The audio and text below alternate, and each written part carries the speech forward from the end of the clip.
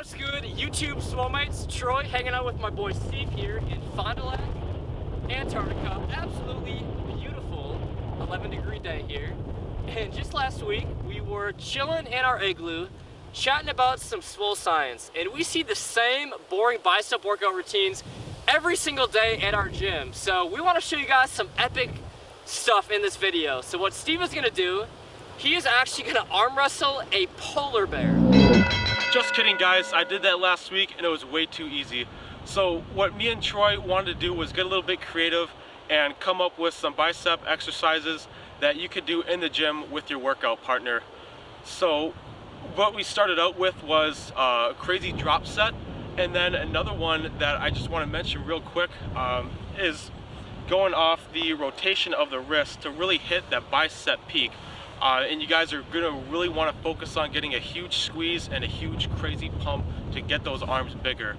So, all right guys, we're gonna do a little pump on here. So we're gonna do some push-ups here on the frozen lake and head to Club Olympia.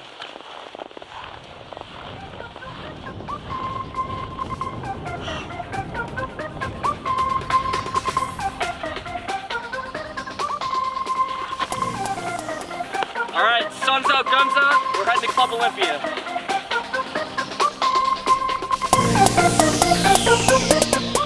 All right, guys, one of the most underrated aspects to getting big arms is really getting a little twist at the end. So if you just watch my arm here, I have the hammer grip position. You're just doing hammer grip curls now, as opposed to rotating the wrist out.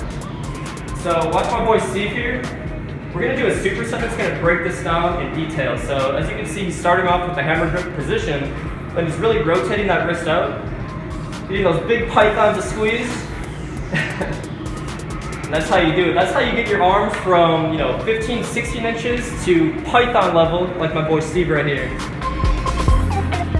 Getting into a little twist of the wrist superset. So as you can see, we're both focusing on one arm at a time. This is gonna create a ton of healthy micro tears, really works that bicep peak to the max. So as you can see, first off with my superset, I'm focusing on really squeezing and twisting at the top. And then Steve is hovered over on the preacher curl machine. And you notice how he's not resting at the top or the bottom. He's keeping that arm under constant tension, really focusing on squeezing and twisting. And now we're switching arms here. So I have a little bit of a staggered stance.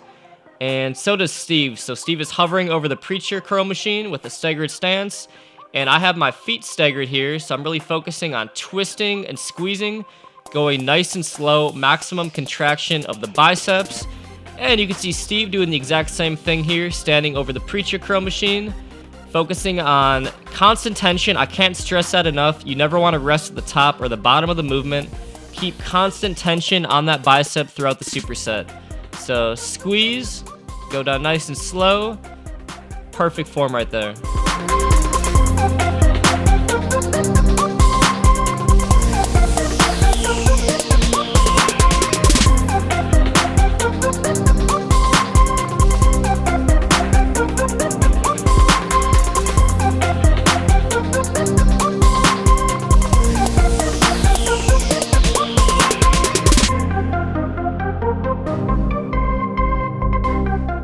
Time for some fun, some cheat curl drop set. So Steve right here is doing 145, stripping a 10 off on each side. So he started off with 5 10s.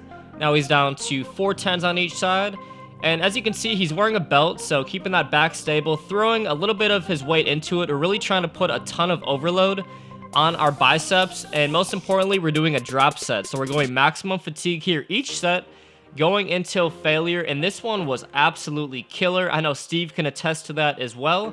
So Steve starts off with 5 10s, basically just goes till failure, strips a 10 off on each side, and continues to go. He's going all the way to his forehead, getting a nice contraction, and this one is awesome to throw into your bicep routine because it puts just a ton of overload on your bicep muscle by lifting up some heavy weight with the cheat curls. So as you can see, speeding along, and here I go. So cheat curl, I have let's see, I got 4 10s on each side, so a shade under a plate on each side. Felt pretty heavy to me. I can usually go up to about a plate, but I knew I was doing a drop set, so I didn't want to go super heavy on the first part. So as you can see, kind of throwing my back into it, doing a little cheat curl, getting it all the way up to my chin face area. Another thing too is I'm focusing on going down a little bit slower on my eccentric portion. So I'm trying to combine a little eccentric overload. You can't really tell because it's sped up here, but if you focus on just, doing a cheek curl on the way up and then go down nice and slow on the way down, you guys are going to create a ton of healthy micro tears. And then my last set, I'm just down to a 10 on each side, throwing it up, throwing my back into it a little bit, but I feel it a ton in my biceps. All right, time for the reverse incline curl superset. This one is absolutely brutal. So you're gonna set up a bench here on about a 45-degree incline.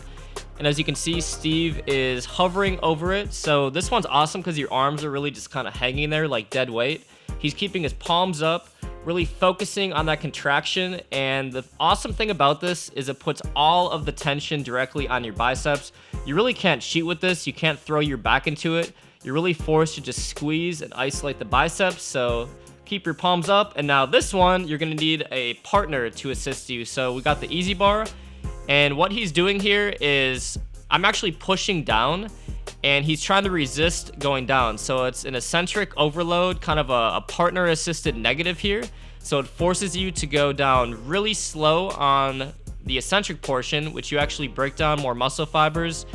And, make sure you're not pushing down too hard. It should go down, take 3 to 5 seconds on the negative portion. So I'm continuing to push down. And this one, I would say, was the hardest superset of the entire workout. Just having a partner push down, resisting it, and focusing on that negative portion is absolutely killer. You guys want to bring up your biceps.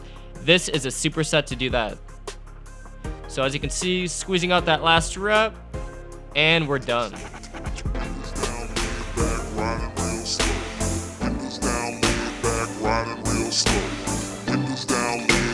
Riding real slow.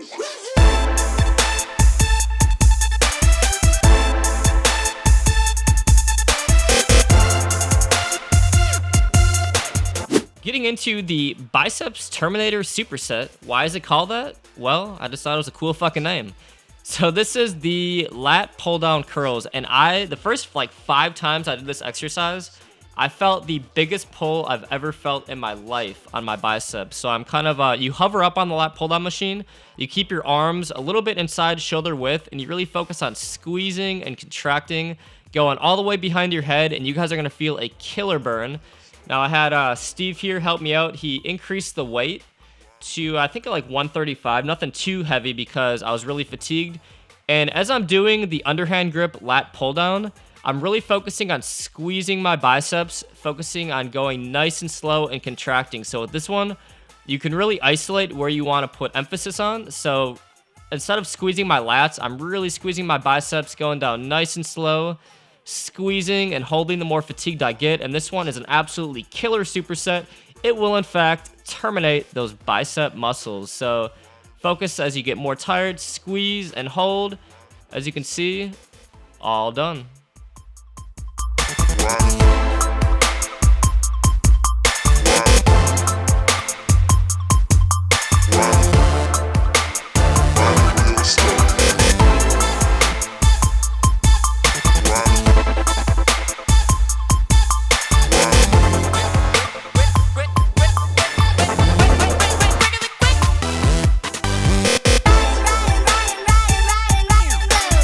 Last but not least, we have the douchebag superset. I named it that because it involves you flexing your arms in 2 different positions in the mirror, like a bit of a douchebag, but it is an awesome routine to bring up a legging muscle group. So isometrics, one of the most underrated bodybuilding moves. So as you can see, just flexing your biceps already being fatigued is amazing. And what I'm doing here is I'm doing the preacher curl machine.